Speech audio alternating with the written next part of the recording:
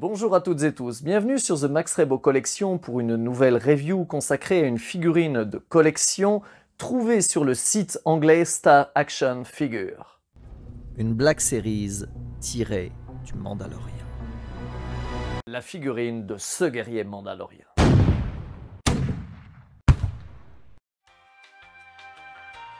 Je me permets de rappeler que cette vidéo est à destination des collectionneurs, des adultes. Loi COPPA oblige. Si vous ne savez pas ce qu'est la loi COPPA, je vous invite à vous renseigner sur le net sur le sujet. Oui, vous savez, cette loi qui promet l'apocalypse pour tous les youtubeurs. Bon, enfin, apocalypse, j'exagère peut-être un peu. Quoique... Le futur. Le 1er janvier 2020, COPPA entra en vigueur. Dans les heures qui suivirent, elle révéla sa véritable nature. COPPA est Skynet. La guerre débuta. Les youtubeurs furent traqués. Les pertes furent colossales.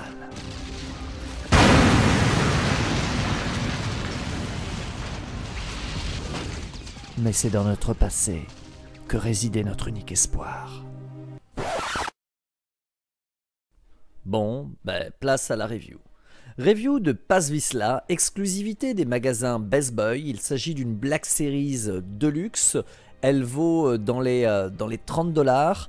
Elle sera, je pense, assez difficile à trouver en France, sauf dans les boutiques spécialisées. Vous pouvez la voir sur Indemon Toys, Star Action Figure, mais malheureusement, je crois qu'elle est déjà sold out. Elle part très vite. Ou dans des magasins comme Mania Toys Collector. Comme on peut le remarquer, comme Grievous, elle porte un D2, donc pour Deluxe 2, Grievous était la première figurine à porter cette numérotation. Le blister est somme toute assez classique, peu d'infos sur le perso, on n'a même pas son nom au dos de la figurine, le nom a été en fait dévoilé officiellement par Jon Favreau. Donc on sait qu'il s'agit d'un mystérieux Mandalorien surarmé.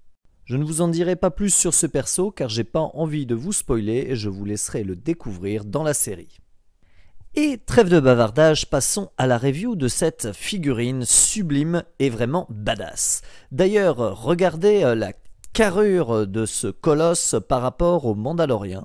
Bon, Mandalorien qui n'est pas un gragalet déjà, mais qui fait pâle figure face à cet autre Mandalorien qui est donc beaucoup plus grand et beaucoup plus costaud que notre héros mandalorien. De façon générale, cette figurine est une vraie réussite tant elle fourmille de détails au niveau des accessoires que de la réalisation de la figurine, notamment le travail de peinture est vraiment très soigné, même s'il y a quelques petits défauts, notamment ces petites articulations un peu trop visibles et cette jupe de protection qui aurait bénéficié, aurait eu plus de cachet si elle avait été en tissu. Mais ça, je sais que ça se discute. Regardez cependant le travail de peinture, notamment avec ces protèges tibia là au niveau de l'armure, bien peints, bien salis comme on les aime. La figurine a vécu de nombreux combats et le travail de finition de peinture, la salissure de l'armure lui rend justice. Le casque et l'armure en Beskar méritent un zoom et sont plutôt là aussi joliment travaillés avec des effets, des impacts métalliques, même si elle aurait peut-être mérité une patine pour la salir un peu plus, un peu à la manière du gantelet lance-flamme. Peint sur son armure, on retrouve le crâne d'un mythosaure, le symbole des Mandaloriens. Regardez également les jolies couleurs et le joli travail de finition réalisé sur le jetpack. Il est sale comme il faut, il est parfait.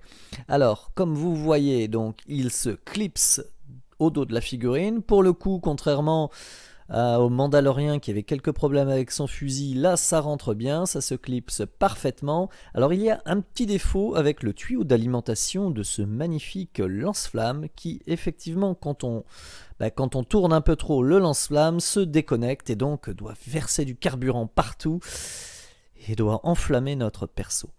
Petit détail dont je suis friand, la ceinture du perso avec toutes ces petites pochettes, c'est joliment travaillé, on regretterait presque qu'elle puisse pas s'ouvrir, mais bon, après tout, c'est pas une Hot Toys. L'autre gantelet est beaucoup plus simple, hein. Regardez comparativement au travail de peinture réalisé sur celui avec le lance-flamme, mais bon, c'est joliment travaillé, joliment exécuté. Il en impose vraiment avec cette armure. Autre gros morceau de cette figurine, c'est son arme, sa mitrailleuse qui est reliée donc au jetpack par une grosse chaîne. Alors je sais pas si ça contient des munitions ou si c'est simplement pour qu'il ne perde pas cette impressionnante mitrailleuse sulfateuse laser en vol. Elle est vraiment cool. Et important de signaler, il y a une poignée amovible qui pivote et qui nous permet ainsi, qui permet à la figurine de tenir son arme à deux mains et de prendre des postures dynamiques multiples, suivant comment on oriente, suivant les positions que l'on choisit de donner au personnage. Il est vraiment badass avec cette super arme. Bon, on va maintenant un peu parler des articulations, qui est quand même un fait important pour les Black Series. Donc on retrouve toutes les articulations classiques de la gamme. C'est relativement souple, hein. Elle bouge bien, elle répond bien. Alors, notamment en raison de cette imposante armure, il y a effectivement quelques endroits où il ne peut pas, on va dire, avoir une amplitude de mouvement comparable à celle d'autres persos. Fait que je trouve particulièrement marrant, c'est que je trouve cette figurine très légère malgré le volume, hein.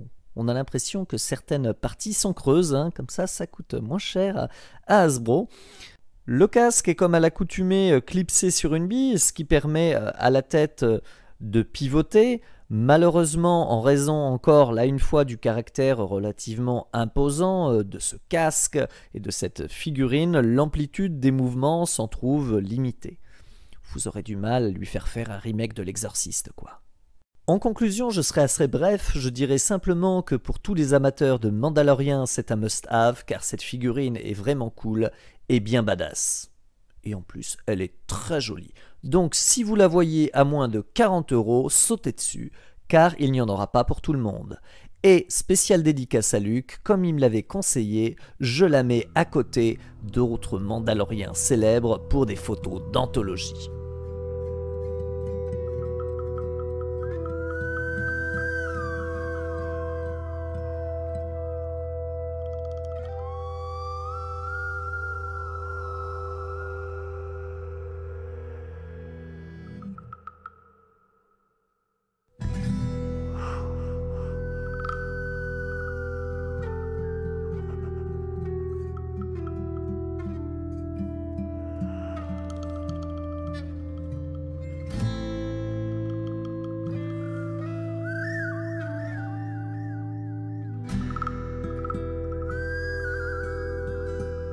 Voilà, j'espère que cette review vous a plu. N'hésitez pas à me dire en commentaire ce que vous pensez de cette figurine, si vous allez craquer. Et je vous dis à très bientôt. Ah, on m'appelle. À très bientôt sur The Max Rebo Collection.